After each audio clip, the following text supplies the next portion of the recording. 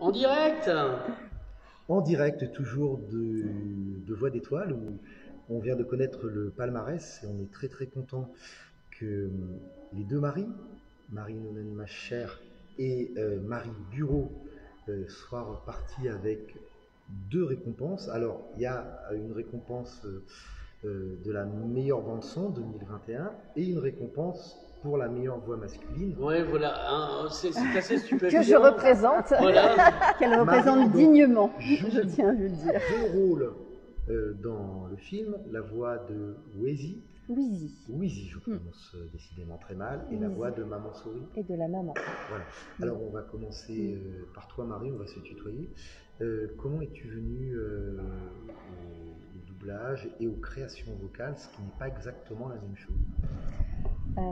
Au doublage, bah, j'y suis venue il y a 12 ans et j'ai découvert ce métier un peu par hasard. Parce que je suis comédienne, mais effectivement c'est un secteur d'activité qui n'est pas forcément très connu. Voilà. Et du coup j'ai commencé, j'ai commencé par faire des petites choses sur des jeux vidéo notamment. Ouais. Voilà. Et puis après, je me suis diversifiée, j'ai fait beaucoup de séries d'animation, de films. Enfin, voilà, c'est un secteur où on peut intervenir sur plein de. Je suis un peu émue. On peut intervenir sur plein de secteurs différents en fait. Voilà. Et quel est ton sentiment après? Tu l'as depuis plusieurs jours. C'est la première fois que tu viens peut-être à l'E4, en tout cas dans ce festival. Oui, c'est la toute première fois et je trouve que c'est absolument délicieux. Et assez magique la façon dont les choses se passent. C'est très très humain, très généreux, c'est un moment de passion commune. Et j'ai vraiment passé 4 jours extraordinaires avec tous les intervenants du festival. C'est vraiment un joli cadeau d'avoir été invité là. Pour tes deux rôles, d'autant plus que le président du jury, Laurent Wolf, vient de dire à l'instant que c'est pas passé loin pour que tu aies la meilleure voix féminine. La prochaine fois peut-être. Avec grand plaisir. Ça se serait appelé même Les Loups vont au paradis. On peut faire quelque chose comme ça, mais bon, de toute façon, je suis récompensée via ces 2 étoiles aussi. Donc, alors Marie Bureau, cette fois, tu es directrice artistique. Ici, ce n'est pas un travail, tu m'arrêtes si je me trompe, mais ce n'est pas un travail de doublage, c'est au sensu, c'est un travail de création vocale. Comment se passe la première étape, qui est celle du casting, et comment on en vient à prendre une aussi bonne actrice que Marie? Alors, je pense qu'on a tous et toutes en direction artistique des méthodes différentes d'approche du film. Là, on était dans le film, je ne sais pas si vous le savez, les voix existaient déjà en anglais. D'accord. Non. Voilà, alors je vous le dis. On a bien fait de venir. Voilà, donc les voix, le film, la voix originale du film est l'anglais. Le film a été réalisé à Prague, d'accord. Et il a fallu trouver les voix en France, mais il y a eu des voix tchèques, etc. Et la version anglaise permettait... L'union. Voilà, exactement, a permis de développer les voix dans a servi de trame, on va dire, pour développer les voix dans différents pays. Okay. Donc nous, en France, quand j'ai reçu, je travaille avec un studio régulièrement, Titra. C'est important de nommer les studios, je ne l'ai pas nommé tout à l'heure. C'est un travail en collaboration avec Titra Film et Innervision à Strasbourg. Donc Rodolphe Cloquin m'a appelé en me disant « J'ai un très joli film pour toi, tu verras, ça va te plaire ». Donc j'ai vu quelques images, j'ai reçu le script, j'ai ensuite reçu le film évidemment que j'ai visionné et ensuite je me laisse porter. Alors quand on est en création de voix pure, c'est-à-dire quand je crée toute la bande sonore des dialogues depuis le départ, c'est mon imagination totale qui fait le travail. Là, j'avais des points de repère, évidemment, des voix anglaises au départ, mais je n'ai pas forcément cherché à faire coller les voix anglaises aux voix françaises. Je me suis plus calée sur des énergies, en fait, sur l'énergie des personnages. Voilà. Et j'ai immédiatement pensé à Marie, et je ne le dis pas parce qu'elle est là, mais quand j'ai vu le film, ça a été très clair. C'est venu immédiatement. Il y avait Marie pour Wheezy et Vincent pour White Belly.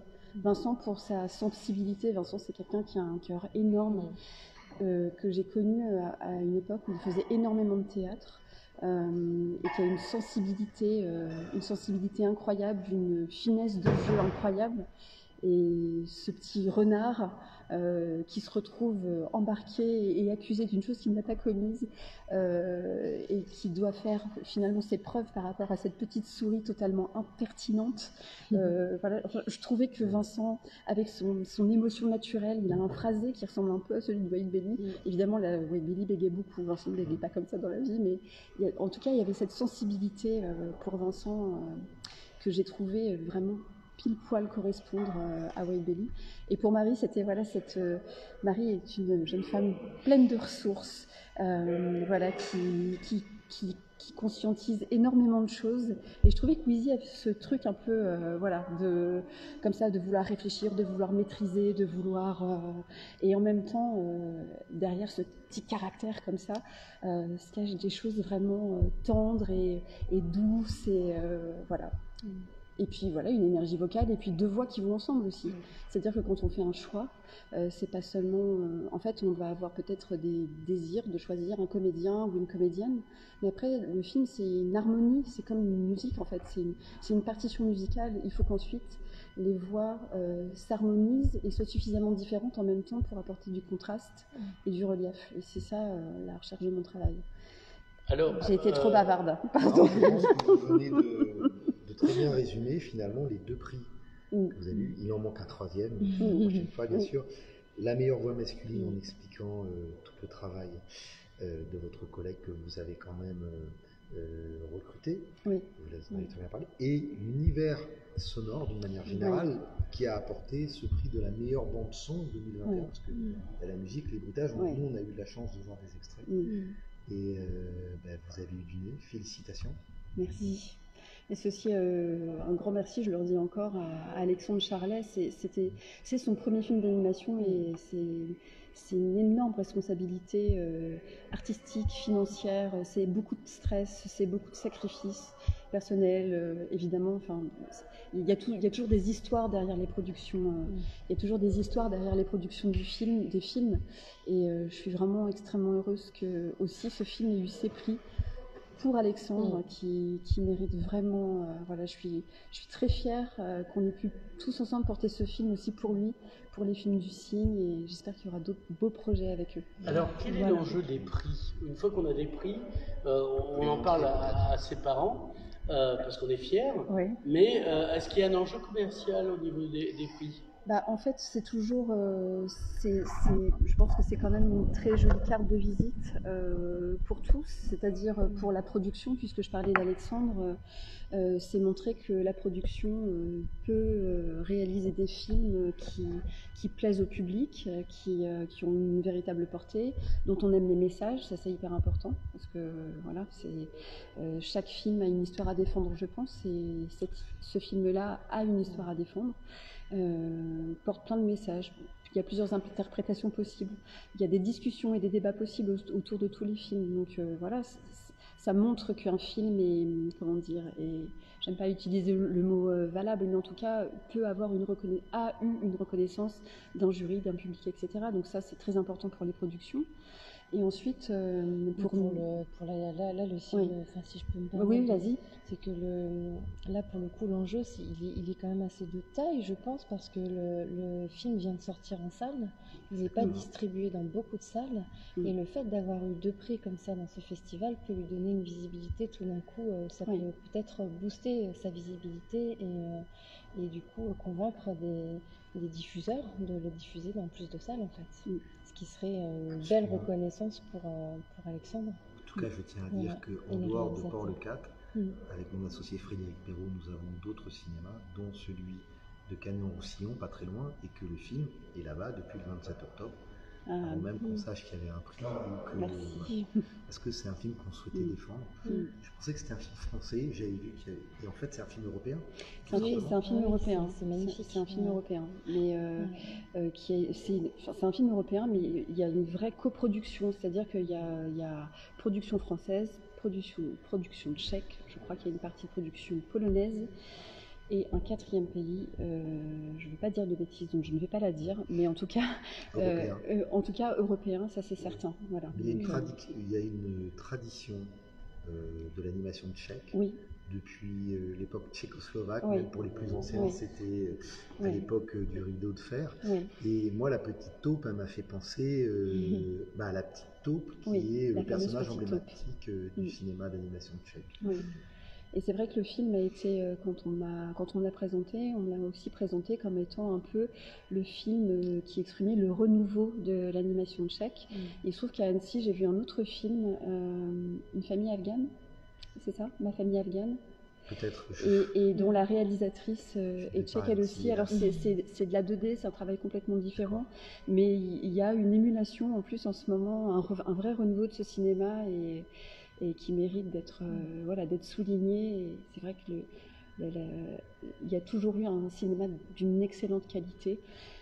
Il y a eu une espèce d'absence à un moment, mais là, je suis très heureuse de porter cette couleur-là. Voilà, en tout cas, vraiment. Ce renouveau du cinéma d'animation tchèque, tchéco-français, est sublimé par votre travail, mesdames, et on vous en remercie. J'ai une ultime question quand même, c'est toujours intéressant pour les spectateurs, c'est vrai, qui regardent, les gens qui regardent. D'accord. Vous voulez dire que des gens regardent? Absolument. Et puis surtout après, même si c'est en direct, c'est surtout postérieurement. D'accord. Quand on partage, là, ça monte. Vous voulez dire qu'on est en direct? Oui, absolument. En fait, c'est ça qui est bon. Vous avez un truc à demander. On ne sait pas monter. On ne sait pas monter en plus. C'est pour ça. Oui. Je vous ai dit, on est les Raphaël Mesrahi de. Non, je rigole, mais quoique. Simplement, combien de temps a duré votre travail sur les voix pour ce long métrage? Et pour vous, Marie, votre mari, combien de temps a duré vos enregistrements de voix? Parce qu'il y a 2 personnages. Oui. Je crois qu'au total, j'ai été en studio pendant 2 jours et demi, si je me trompe. 2 jours et demi ou peut-être 3 jours, en tout cas, oui, c'est ça. Oui, c'est ça. Il y a réparti sur une semaine, puisqu'il y avait d'autres... Il y avait des dialogues? Alors, ce qui était chouette, voilà, c'est que j'ai eu, merci la vie, la chance, on a eu l'autorisation de pouvoir travailler ensemble avec Vincent, parce que faire un film comme ça, et enregistrer seul l'un après l'autre au micro, on aurait vraiment perdu, il y aurait une dimension qui aurait vraiment manqué, et Marie a réussi à faire en sorte qu'on puisse être en respectant les conditions sanitaires, qu'on puisse se donner la réplique, parce qu'on est sur tout le film quasiment ensemble, et puis après l'un et l'autre avec d'autres partenaires avec qui on interagit dans le film, et ça c'était fabuleux dans le contexte actuel de pouvoir travailler comme ça, parce que voilà. Oui, je précise pour ceux qui nous écoutent que les Marie et Vincent étaient chacun à leur bar, avec chacun leur micro. On était à l'opposé, séparés vraiment l'un de l'autre. On jouait ensemble. Ouais. Et c'est important parce que c'est vrai qu'il y a énormément d'action quand même dans ce film. Et il y a finalement assez peu de scènes très intimistes, on va dire. Et les scènes d'action jouées à 2 sont beaucoup plus portées, beaucoup plus nourries. C'est le principe, ça je pense que tu peux en parler, c'est le principe du jeu d'acteur, d'un acteur qui se nourrit du travail de l'autre en fait, et c'est vraiment l'énergie qui porte. Oui, c'est ça fait partie de notre métier de pouvoir faire ça sans nos partenaires, de pouvoir être juste dans notre jeu, dans notre interprétation, mais il y a de toute façon une dimension qu'on n'a pas, qui est très subtile quand on est avec notre partenaire à côté, parce qu'il y a quelque chose de l'ordre de l'énergie qui fait que voilà, tout d'un coup il y a cette petite c'est magnifié par cette petite couche qui vient s'ajouter, ce petit vernis qu'on n'aurait pas eu si on avait enregistré séparément. voilà, après c'est de l'ordre du subtil. C'est de l'ordre du Oui. subtil. Oui, Ça oui, montre qu'il ouais. n'est pas. C'est très subtil. Oui. Bah oui, parce que ce serait intéressant d'ailleurs. Ça pourrait être intéressant de faire le comparatif. Oui, c'est pas jour. comme si vous avez eu une après l'autre en interview. Il y a un moment donné où ça se répond. Voilà, et puis on est avec vous aussi, donc voilà, c'est quand même. Non, mais c'est ça, on est sur du. Eh bien, les deux Marie, on vous remercie, Voilà. on vous félicite encore pour ces 2 prix. Merci beaucoup, merci à vous. Et merci à Port Le 4. Oui, et merci au festival encore pour votre accueil merveilleux. On a été très gâtés. Et merci au public. C'est un très beau cadeau. Voilà, merci. À très vite. À très vite. Merci beaucoup. Au revoir.